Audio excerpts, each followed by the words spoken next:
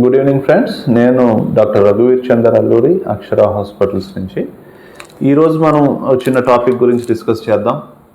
Bone health and bone quality గురించి మాట్లాడుకుందాం. ఈ మధ్యకాలంలో చాలా రెగ్యులర్గా చూసేది ఏంటంటే, బాగా చిన్న వయసులో కూడా ఎముక బాగా గుల్లబడిపోవటం, ఊరికే ఫ్రాక్చర్స్ అయిపోవటం. అది చిన్న పిల్లలు అంటే 5-6 సంవత్సరాల పిల్లల దగ్గర నుంచి 50-60 ఏళ్ళ వయసు లోపు వాళ్ళకు కూడా ఊరికే విరిగిపోవడం అనేది చూస్తూ ఉంటాం. అసలు ఎందుకు వస్తుంది ఇలాగా? మనం దానికి ఏం జాగ్రత్తలు తీసుకోవాలి? ఎందుకు ఇలా అయిపోతుంది అనేది తెలుసుకుందాం.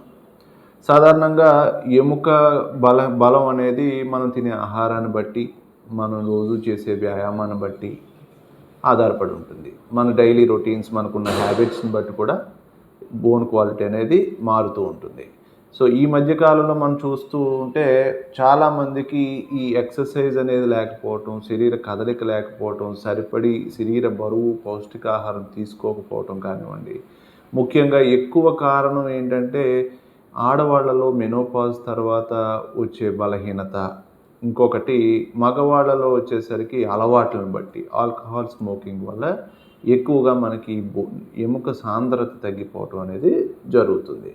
సో దీన్ని నివారించడానికి మనం తీసుకోవాల్సిన జాగ్రత్తలు ఏంటి?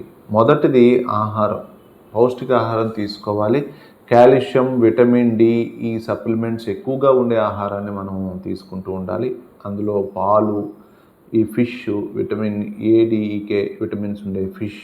ఒక బలహీనత నుంచి మనం కాపాడుకోవడానికి తీసుకోవాల్సిన జాగ్రత్తలు మొదట్లో వచ్చేది ఆహారం. మంచి పౌష్టికాహారం తీసుకోవాలి. చిన్న వయసు నుంచి పిల్లలకి పాలు, గుడ్డు ఇలాంటి అలవాట్లు చేయాలి.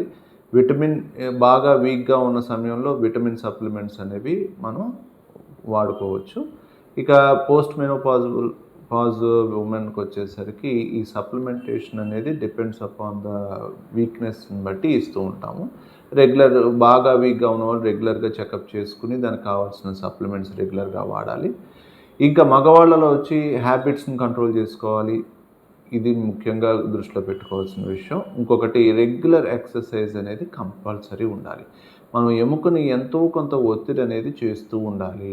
లేకపోతే అది రాను రాను గుల్లబడిపోతూ ఉంటుంది. మన దాని వాడుకను బట్టి బోన్ టర్నోవర్ పెరుగుతుంది, ఎముక బలంగా పౌష్టికంగా ఉంటుంది. సో ఫ్రెండ్స్, ఈరోజు మనం దీని గురించి ఈ వివరాలన్నీ తెలుసుకున్నాం కాబట్టి దీన్ని దృష్టిలో పెట్టుకోండి. Be healthy, be strong.